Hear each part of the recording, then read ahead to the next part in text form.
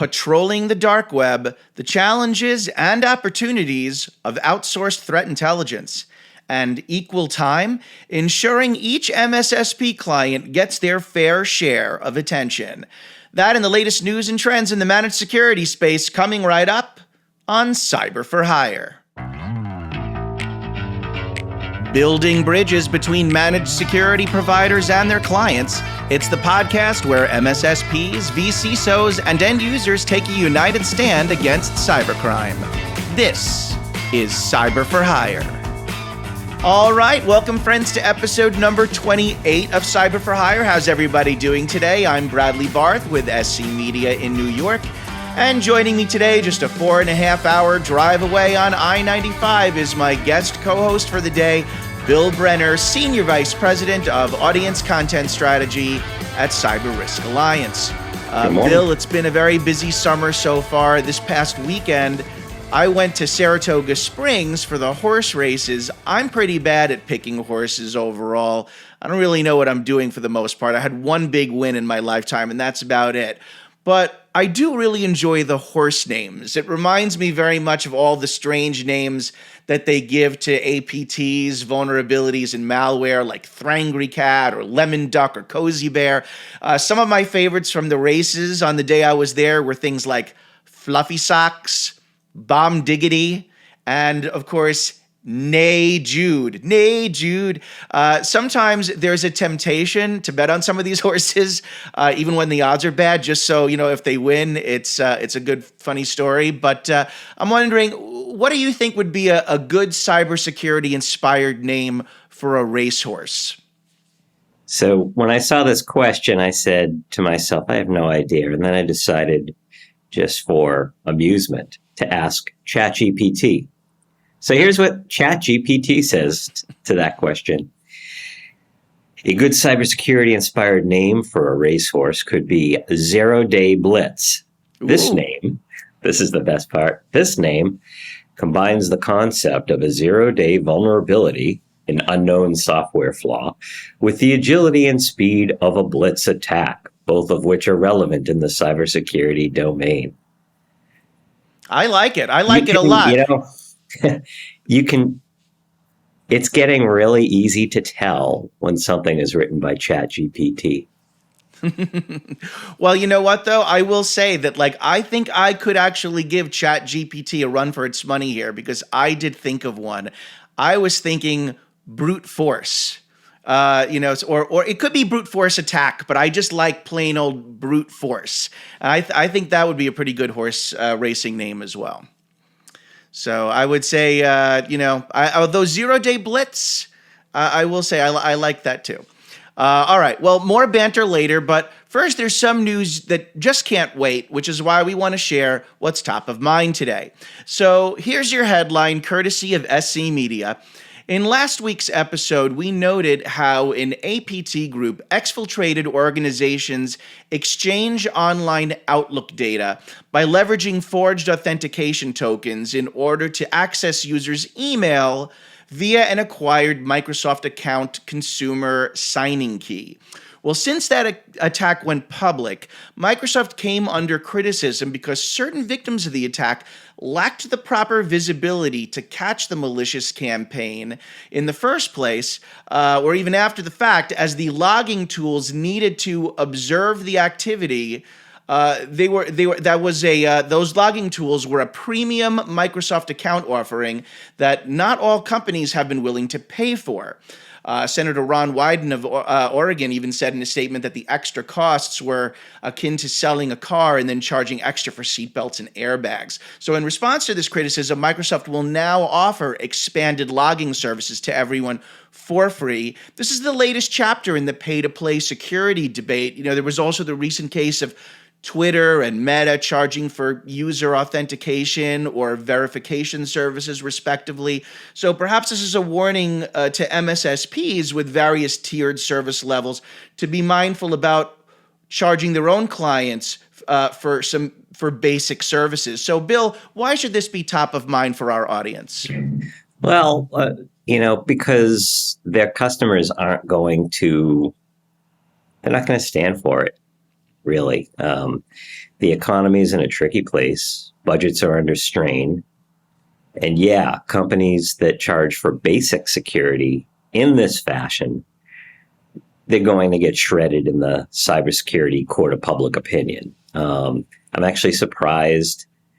Microsoft has suffered a lot of painful lessons at the hands of the security community in the last 20 years. And I'm surprised that they didn't see this reaction coming. I think they've done the right thing in response. But, it's not a good look.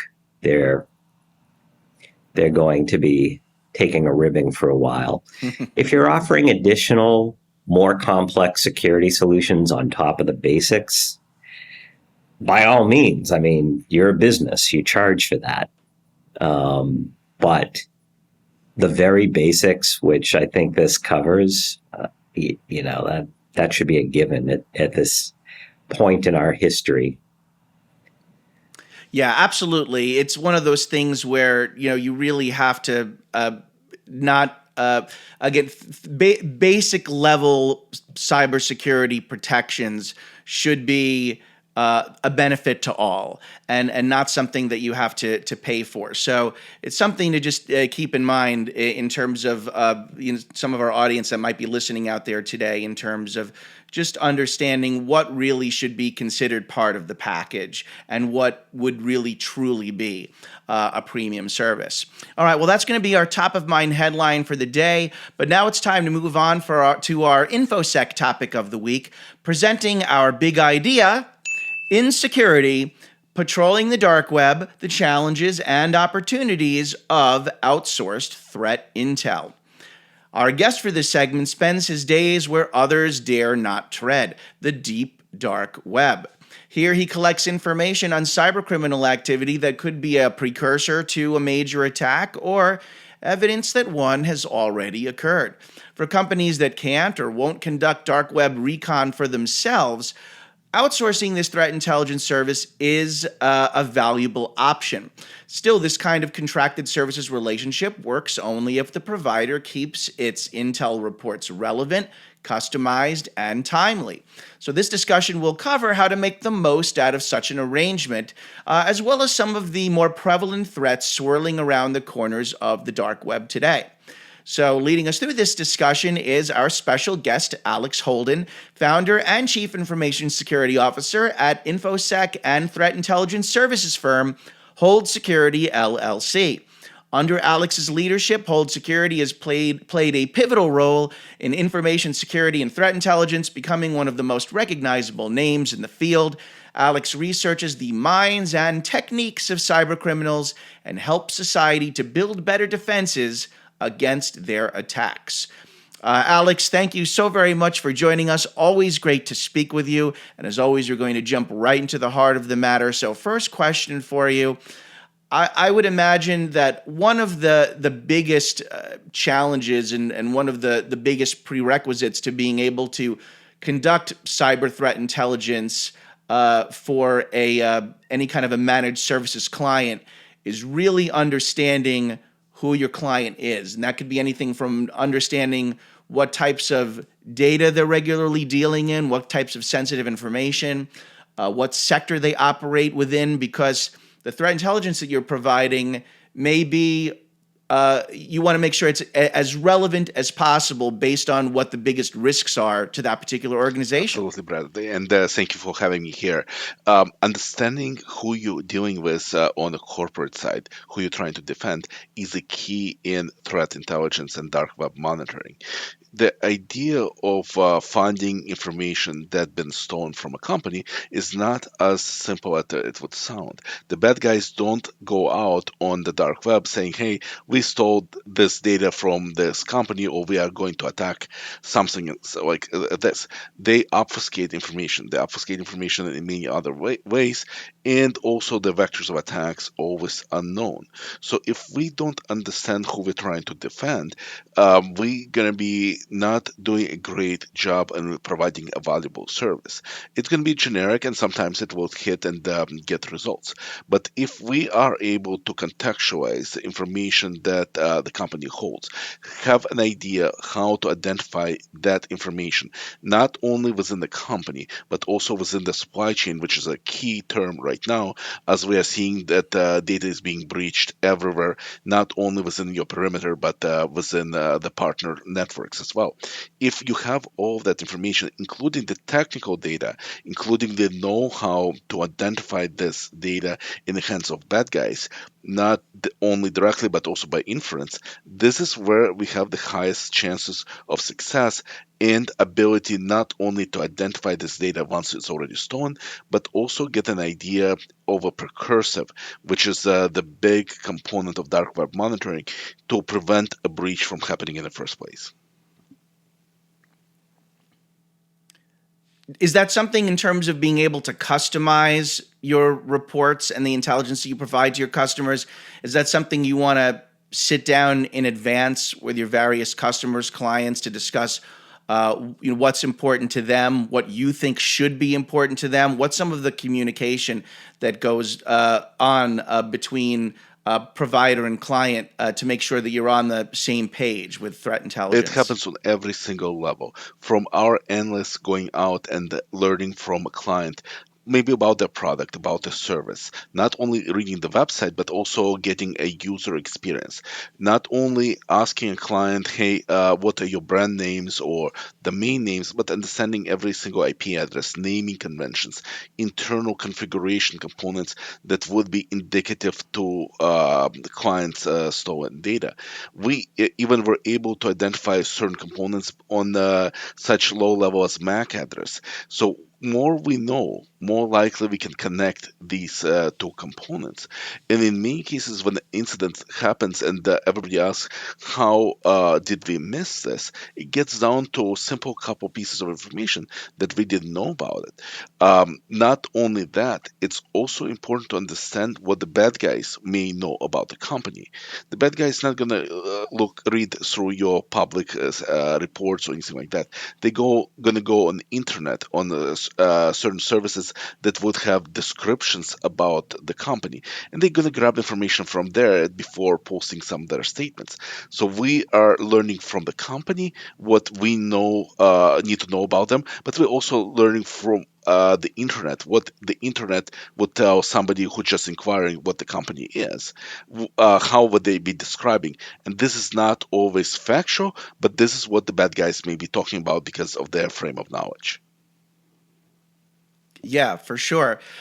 In terms of a value proposition for customers that use CTI services, a lot of times when we talk about managed services, we talk about a lot of smaller to medium-sized companies that don't necessarily have the budget to be able to perform certain types of cybersecurity functions themselves. They don't have the internal technology or resources. They don't have the talent necessarily to do so. Threat intelligence is certainly one of the categories of technology services that's most frequently outsourced to another organization. Is it hard sometimes to make a business case to some of the smaller companies, even though they may not have the resources to do it themselves? They might say something like, well, we're not a primary target because we're so small, and what kind of intel are you really going to find on us in the dark web? They're probably going after, really the big boys here, and, we're one of the small fries, so, how much relevant intel are you really going to collect on us that's going to be truly useful or relevant to us? What's your reply if they say something like that to demonstrate the value for a smaller or medium-sized business of outsourcing some threat intelligence? Absolutely. Every company of any size may be benefiting from threat intelligence. And the bigger companies, if they experience an event, a breach, they're more likely to walk away from it relatively unscathed or with minimum losses compared to their bottom line. But if we are going to be talking about smaller companies or mid-sized companies, their entire reputation may be hinged on their ability to provide certain services. And if they experience a breach, they can lose their key customers. They can experience this critical component where they can no longer can operate within their market or within the trust that was given to them. So this is the most important component to say that we want to protect our reputation, we want to protect our cybersecurity, and we want to prevent these situations from happening in the first place. Because to go through an attack like a data breach or ransomware attack, we are looking at major company changing events. In some cases, we call them sunset events because they may lead to company ceasing to operate. And there have been a number of examples like that. But on average basis, we are looking at feasible approaches for companies of all sizes, knowing that larger companies would experience breaches or incidents much more frequently than smaller companies. So smaller companies would have much smaller footprint on the internet and therefore on the dark web, so less incidents would be happening, but these incidents perhaps would be more impactful. If you have a company of 100 people and one person gets compromised, this getting most likely lead to compromise of the entire network. However, in a multinational company, when one individual gets compromised, most likely the bad guys will have a harder time getting around your defenses, safeguards, segmentation, and other components that would trigger alerts way before a major incident would happen. So that's also something you need to put under consideration. The bottom line is that threat intelligence becomes not only the insurance policy, but a preventative measure that would stop attacks from happening in the first place. And if there is an incident, there is still perhaps time to do remediation. The bad guys no longer going after your top 10 in your industry. They're going to go after every single company or individual who had the lapse in their cybersecurity. And when they do so, they have different angles, they have different approaches. Um, Also, the amount of ransom being asked would be really difficult to pay or sustain for a smaller company because it's going to be taking a big chunk out of their profitability or even their lifelines. Yeah. Alex, we talked a little bit a couple of minutes ago about just the idea of really truly knowing who your clients are, so that you can better assess the threats that are most of risk to them. I would imagine that one of the big challenges these days, I know you had mentioned this to me briefly in a previous discussion that we had, is the increased focus on supply chain threats.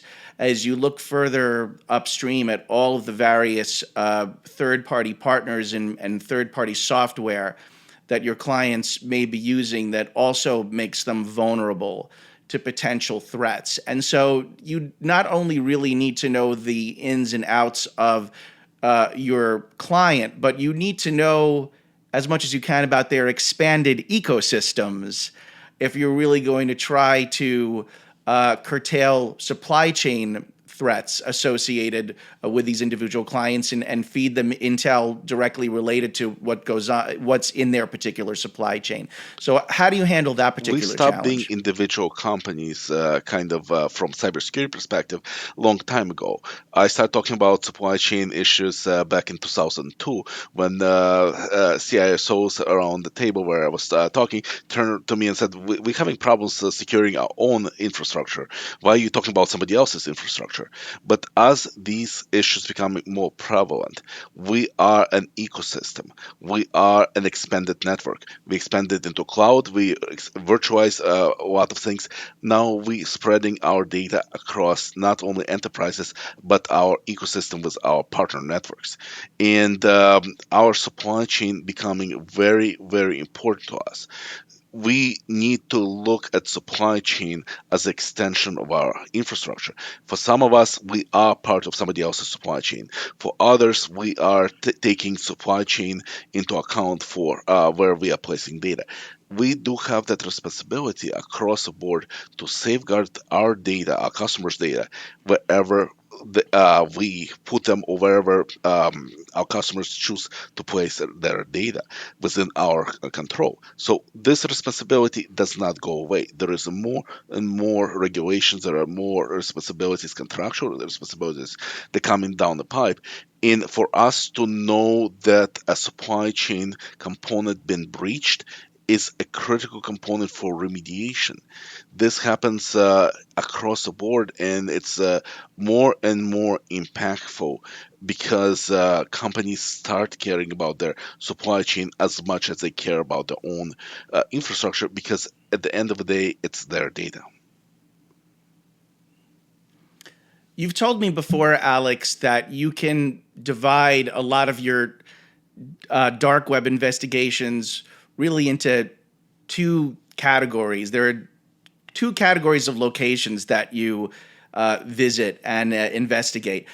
You can go upstream to the upstream part of the attacker's supply chain to see where various cyber criminals are looking for additional tools that can help them carry out their exploits. They might be looking for an initial access broker. They might be looking for a post-exploitation tool. And from seeing what it is that these various cyber criminals might be trying to purchase or buy, you might be able to be clued in on an attack that hasn't happened yet. Then there's also the places you can go, like maybe a cyber criminal forum that's selling exfiltrated information that is indicative of an attack that has already happened, and perhaps one of your clients has had data stolen that's now on the black market. In a situation where you have discovered an attack that has taken place, or perhaps one that is very imminent, that there's a lot of urgency in a situation like that. And so in those especially urgent scenarios, how do you make sure that you are able to deliver that very timely, critical intel to the right person in some kind of an efficient way that it gets acted upon? So tell us a little bit. It's one thing when it's more of a threat intelligence report of here's something to keep an eye out for, and what a threat intelligence report where you're basically saying, the damage has already started to, been done. You need to act very quickly. What do you do in those imminent scenarios to make sure that the message gets across quickly and acted upon quickly? You don't always rely on technology to relay a critical message. If data is delivered through API, if data is delivered through an email notification, if it's delivered through a portal, there are lots of ways for us to get information, but we don't always know how closely some clients monitor certain things. If there is a red flag in a panel, you're hoping that SOC would catch it and contextualize and stuff like that. But even with all that information, you're not sure 100% that there's going to be an action taken. I find myself every week in a situation where our key folks on customer projects picking up a phone and calling a customer through escalation procedures that are previously defined, through connections, and even connecting with business folks saying that we need to talk to somebody within this group. There are certain situations that have give us minutes to react, not even hours or days. And in these cases, we are contextualizing intelligence much better by as a human to human rather than technology to technology. Technology to technology sometimes would raise a flag. Sometimes it will make a key decision to remediate certain technology aspect, like changing a password or securing a port. But in many cases, when there is context, when you say the bad guys are inside of your infrastructure, here is a proof, but we don't know where they are. We know the steps they've taken. This is where you need to rally folks on the client side to make the necessary steps. And if we just spoke about supply chain, when this breach happens on supply chain side, our clients now need to find the right folks within their vendor environment to make that notification. We've been extremely successful in certain cases. And in other cases, unfortunately, we saw that even couple hours of indecision can lead the client to lose that window of opportunity. And from notification about impending breach, we are dealing with data exfiltration or full-scale ransomware attack that is already had commenced into the blackmail part. Yeah. All right, Alex, can you give us a little bit of a current snapshot of some of the biggest, most prominent threats that you are repeatedly encountering through your dark web investigations right now? What jumps Well, to there are a mind? number of different things that are emerging over the past couple of years. Ransomware is still number one bane of our existence and really the plague of the modern times in the cyberspace. The bad guys are trying to not only encrypt the data, but now exfiltrate and blackmail companies over this data. And the blackmail is not only limited to a single your entire network. Sometimes it's a single server, sometimes it's a set of data, sometimes it's cloud application such as a CRM client list or additional information that sits in different repositories. We've seen blackmail attempts over contents of email or anything else that would be viable. And the bad guys are getting very inventive into tightening screws to get the victims to pay by embarrassing, by concocting lies, by even suggesting that the company is engaged in illegal activities. That way, the victim is more likely to negotiate. With all of this said and done, we are seeing that being escalated. How other things are happening? Well, there is a huge market of botnet data, for example, of compromised credentials and additional information around it, allowing bad guys to disguise themselves behind real identities.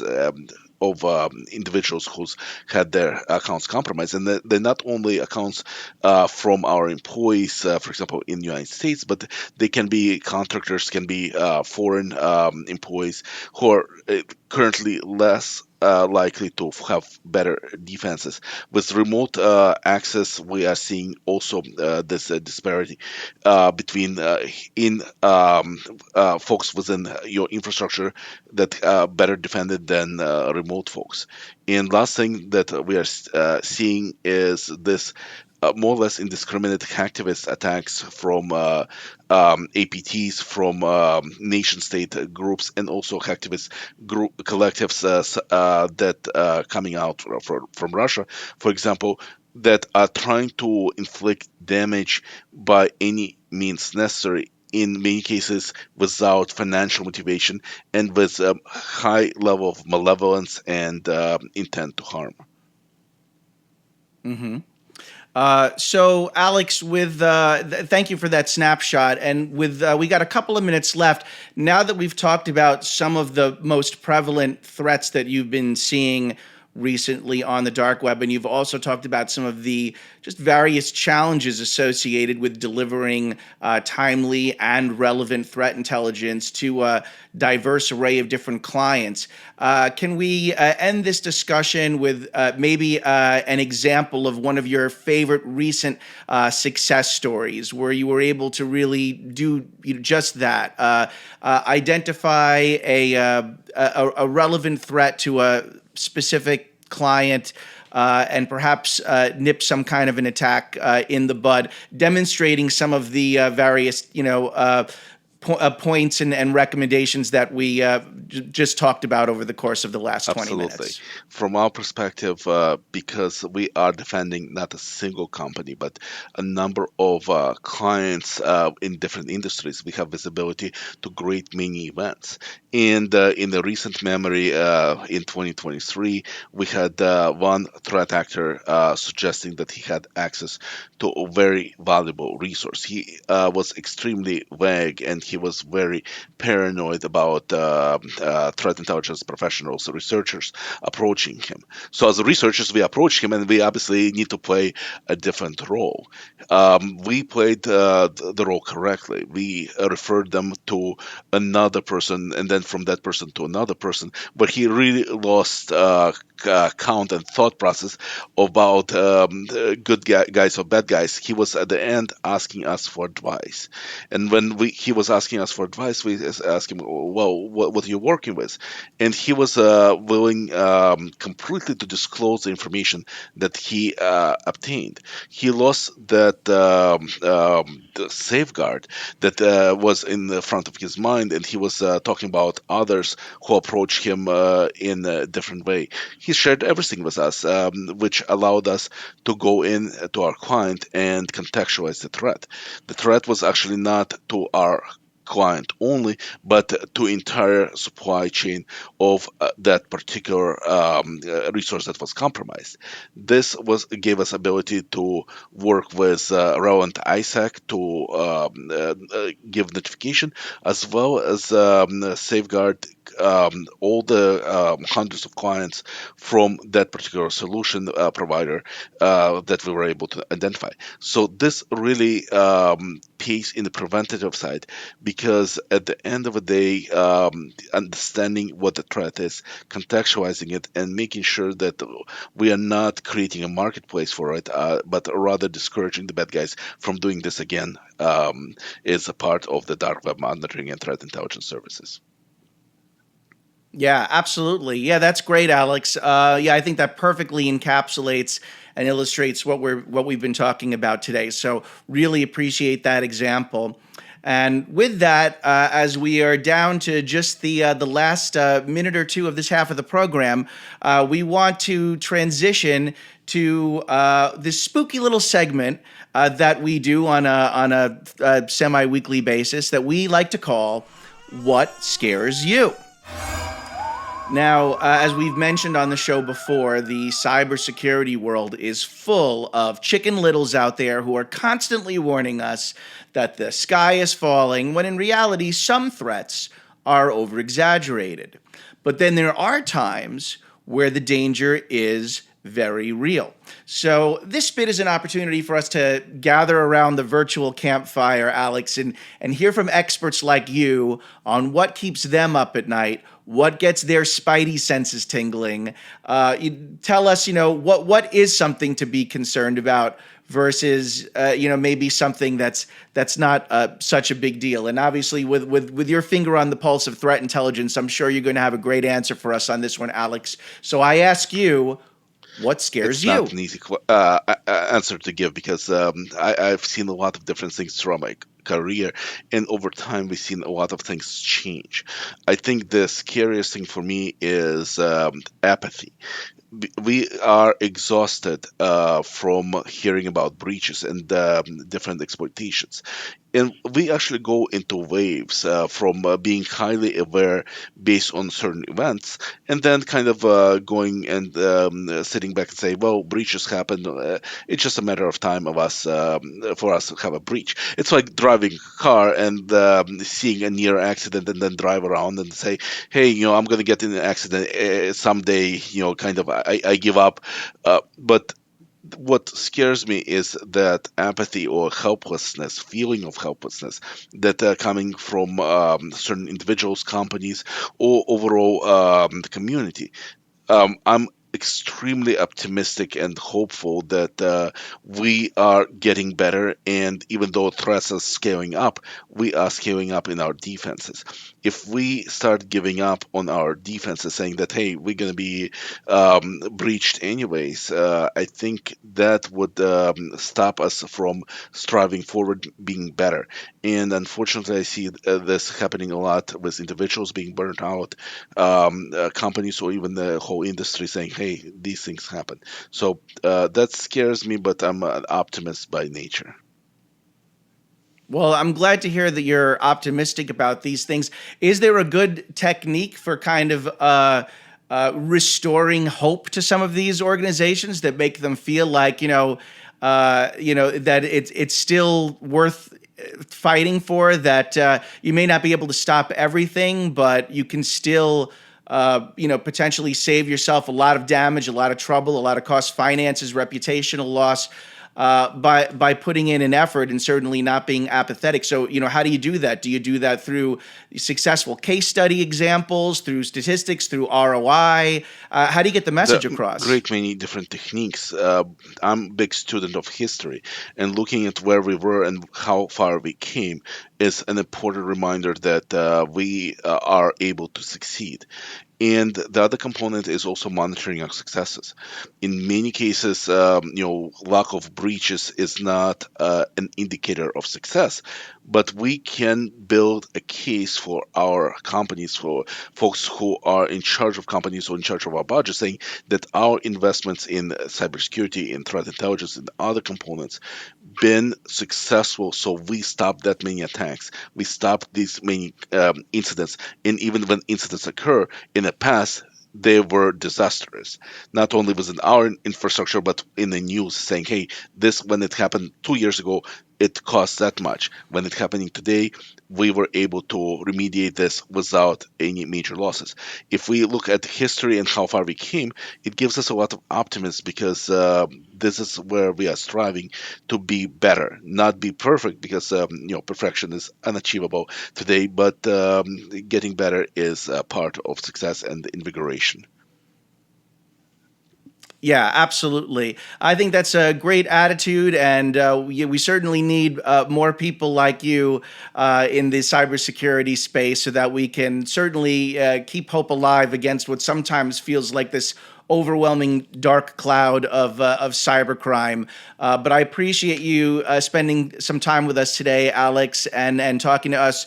Really always a pleasure speaking with you. So thanks for being here. That's going to wrap up the first half of our show. But please return, everyone, to the second half of our episode, featuring our big idea in business, which is ensuring each MSSP client gets their fair share of attention. That and more coming right up. So we will see you in a moment on the other side.